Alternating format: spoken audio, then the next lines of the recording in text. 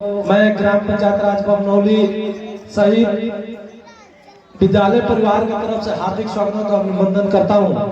साथ ही हमारे प्रखंड शिक्षा पदाधिकारी महोदय जो इस एज में भी अगर हम लोग की आवश्यकता पड़ता है, जब भी हम लोग कॉल करते हैं, चाहे दिन हो या रात हो, सुबह हो या शाम हो, और एक कॉल पे मतलब कि हम लोगों से बात होती है और अपना मार्गदर्शन देती हैं। ऐसी कोई बात नहीं है, आपके ऊपर निर्भर करता है कि आप शिक्षा कैसा लेना चाहते हैं। अगर आप शिक्षा बेहतर लेना चाहते हैं तो आपके गुरुजनों में कहीं कोई कमी नहीं है। और अभी के डेट में हमारे जितने विद्यालय में जो गुरुजन है वो एक से बढ़ के एक बेहतर गुरुजन है। अगर आप चाहते हैं कि हमको पढ़ के कुछ करना है तो सरकार के द्वारा आज शिक्षा जो संवाद कार्यक्रम है, इसमें एक दक्ष मिशन कार्यक्रम भी है, आप लोगों को पता होगा। तो दक्ष मिशन क्यों चलाया जा रहा है? दक्ष मिशन चलाने का मेन सरकार का योजना है कि जो बच्चे मान लीजिए कि क्लास के समय में बच्चे नहीं पढ़ पाते हैं, चाहे उसको बच्चा उतना तेज नहीं है, उतना कैप्चर नहीं कर पाता है, उतना जानकारी उसको नहीं हो पाता है, तो इसलिए तो अभी तो हम लोग देखते हैं कि बहुत सारे बच्चे जिनका नाम दक्ष के तहत अगर विद्यालय में शिक्षक लोग रख लेते हैं कि भाई ये बच्चा मतलब शाम को पढ़ाएंगे, तो सबसे पहले बच्चा सोचता है कि हम घर भाग जाए। तो अगर आप घर भागिएगा तो कैसे पढ़िएगा? तो इसमें आप लोग का भी जिम्मेवारी है और थोड़ा सा मतलब अभिभावक लोगों का कमी है। और थोड़ा सा हम सर लोगों से भी मतलब ये रिक्वेस्ट करेंगे कि ये जो कार्यक्रम हो रहा है मतलब बहुत बेहतर कार्यक्रम हुआ, लेकिन इस तरह का जो कार्यक्रम हो उसके लिए जो हमारे अभिभावक लोग हैं उन लोग के पास में थोड़ा सा प्रचार प्रसार होना चाहिए, उन लोग के पास में खबर जाना चाहिए। सुबह में बहुत सारे अभिभावकों से बात हुआ तो उन लोगों ने बताया कि मुझे जानकारी नहीं है, तो इसलिए समय थोड़ा सा कम था, मौसम भी मतलब खराब है और विद्यालय में अभी 1 से 5 तक छुट्टी चल रहा है, तो इसको लेकर भी समस्या पैदा हुई है, ये हम लोगों को जानकारी है। लेकिन जो भी हुआ मतलब बेहतर हुआ। विद्यालय परिवार को मैं तहे दिल से हार्दिक स्वागत अभिनंदन और धन्यवाद देता हूँ कि इतना कम समय में आप लोगों ने इतना अच्छा से प्रोग्राम को ऑर्गेनाइज किया, इतना बेहतर व्यवस्था किया, इसके तहे दिल से बहुत बहुत धन्यवाद। और खास करके अपने मैं ये जो हमारे बच्चे और बच्चियां जो पढ़ने आते हैं विद्यालय में, आप लोगों से एक बात मैं बताऊंगा कि आज जो लोग भी देख रहे हैं, आज मैं आप लोगों के सामने खड़ा हूँ तो मैं भी इसी विद्यालय से पढ़ा हूँ। ऐसा नहीं है किसी मतलब कि प्राइवेट विद्यालय में हम पढ़ने गए थे, हम लोग भी पढ़े हैं। और हम लोग उस समय इस विद्यालय में पढ़ रहे थे जब वो सामने वाला एक भवन है उसका बरामदा भी नहीं था, केवल उसका किनारे का एक रूम पड़ा। उस टाइम हम लोग यहाँ पढ़े हैं। तो आप अगर पढ़ के कुछ करना चाहते हैं तो आप कर सकते हैं, अगर नहीं करना चाहते हैं तो आपके लिए मतलब लंदन में भेज दिया जाएगा तो आप कुछ नहीं कर सकते हैं। तो इसलिए और अभी का जो शिक्षा व्यवस्था है, अभी सरकार की जो योजना है इसके बारे में बेहतर तरीके से मतलब आप लोग जानिए सरकार की क्या योजना है। ऐसा नहीं है सरकार विद्यालय में एमडीए मतलब मिड डे मील का व्यवस्था लाई मतलब खाना खिलाने के लिए। बहुत सारे लोग इस पर भी सवाल उठाते हैं कि इस विद्यालय का व्यवस्था चौपट हो गया, लेकिन नहीं, बहुत सारा वैसा भी परिवार है कि जो अगर जिस घर के बच्चे के पास समय से भोजन की व्यवस्था नहीं है तो सरकार के द्वारा व्यवस्था किया गया कि अगर बच्चा अगर इस विद्यालय में आता है, घर से अगर उसके पास भोजन की व्यवस्था नहीं है तो विद्यालय में बच्चा आएगा, भोजन करेगा, विद्यालय में बच्चा आके पढ़ेगा।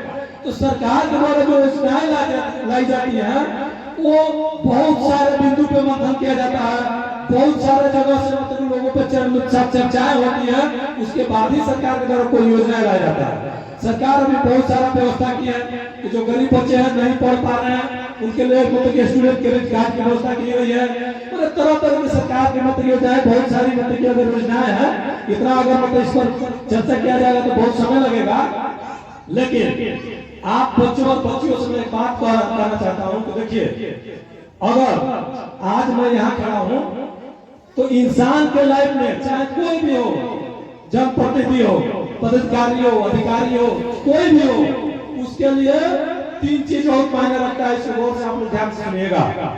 हर व्यक्ति की जिंदगी में ये आपका एक मंच हो गया, दूसरा है हाथ में माइक हो गया और तीसरा है माला हो गया। मंच, माइक और माला अगर एक जिस व्यक्ति को मिल गया, इससे ताकतवर चीज पूरे मतलब देश में कुछ नहीं है। मंच जहां अभी हम लोग खड़े हैं, और ये मंच, माइक और माला आपको तभी मिलेगा जब आप सबसे बेहतर काम कीजिएगा, सबसे अच्छा आपका परफॉर्मेंस होगा, बहुत बढ़िया काम कीजिएगा, सबसे अलग हटके काम कीजिएगा, तो ही ये मिलता है। और ये मिलेगा तो इसके लिए आपको अथक प्रयास करना होगा।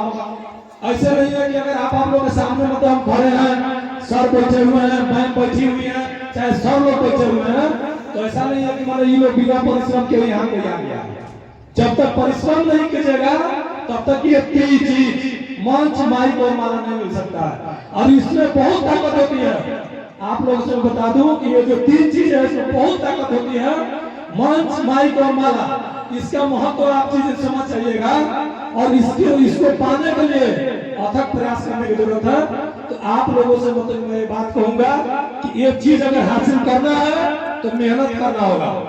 ये ना कहिए कि नहीं हमारे पास ये व्यवस्था नहीं है, ये हमारे पास संसाधन नहीं है। आप लोग पढ़ते होंगे, सुनते होंगे कि एक रिक्शा चलाने वाला का बेटा IAS बन, भूजा बेचने वाला का बच्चा मतलब DM बन गया। एक लीजिएगा कि हमें कुछ करना है तो आप कर लीजिएगा, लेकिन अगर केवल सोचिएगा कि नहीं हमको ये करना है, उसके लिए परिश्रम नहीं कीजिएगा तो वो चीज कभी सफलता नहीं मिलेगी आपको। अगर आपको कुछ करना है तो उसके लिए उतना आपको मेहनत करना होगा, उतना समय देना होगा, तब चाहे कि जीतने वाला व्यक्ति अलग काम नहीं करता है, वो हर काम अलग ढंग से करता है।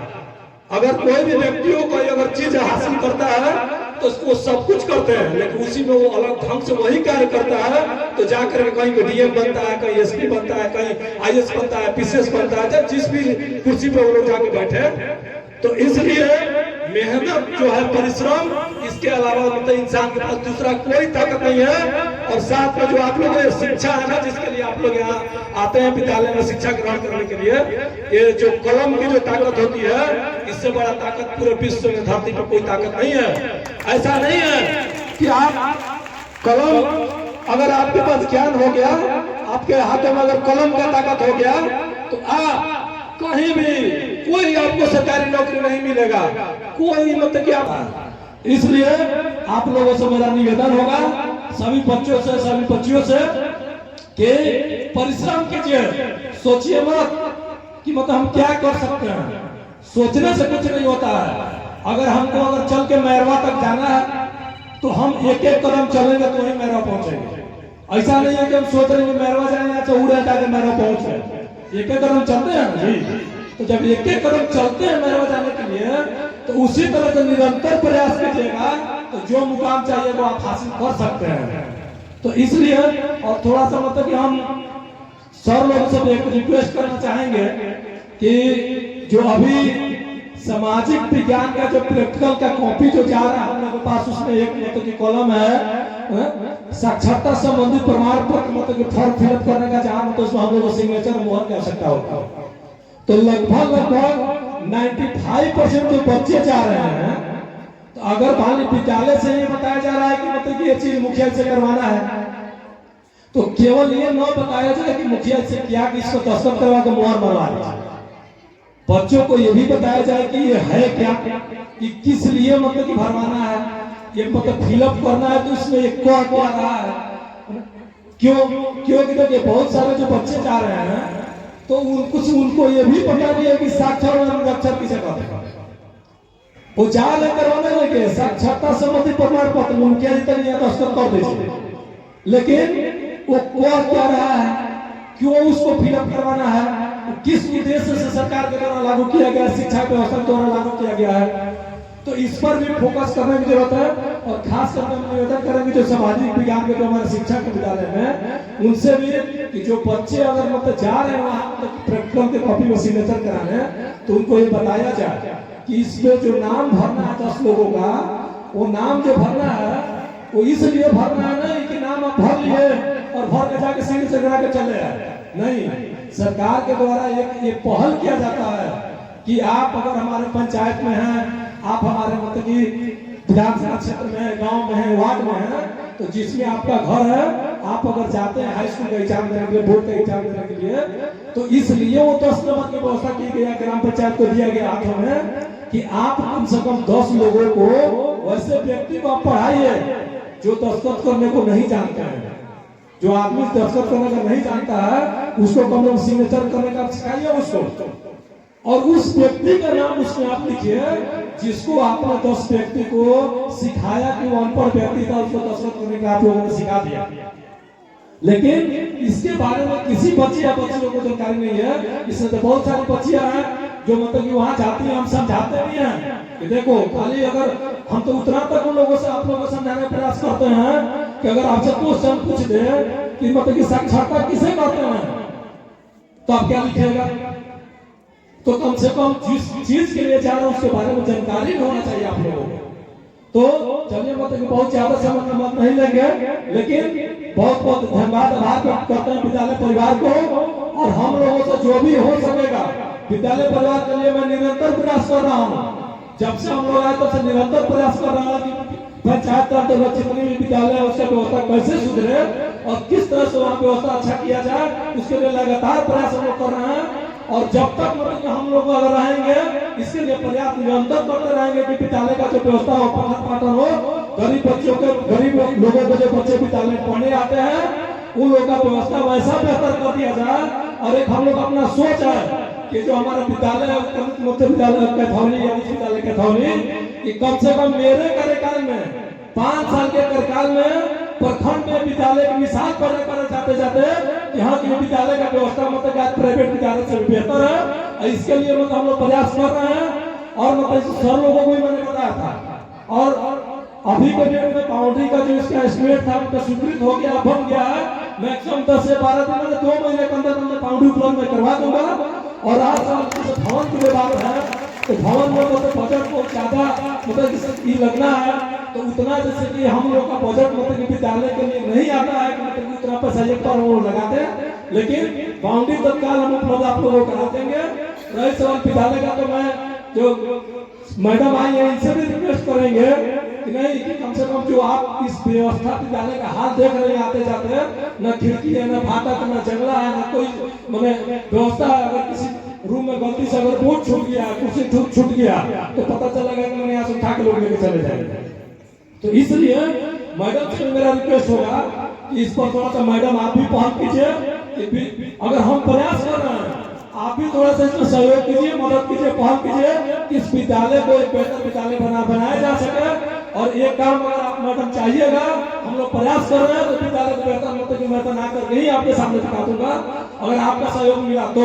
लेकिन इसके लिए मैडम से सहयोग आपको भी करना होगा। अब इतना ही कहकर मैं अपनी बात समाप्त करता हूँ। सभी लोगों को जय हिंद, सभी लोगों को प्रणाम, सलाम, आदाब।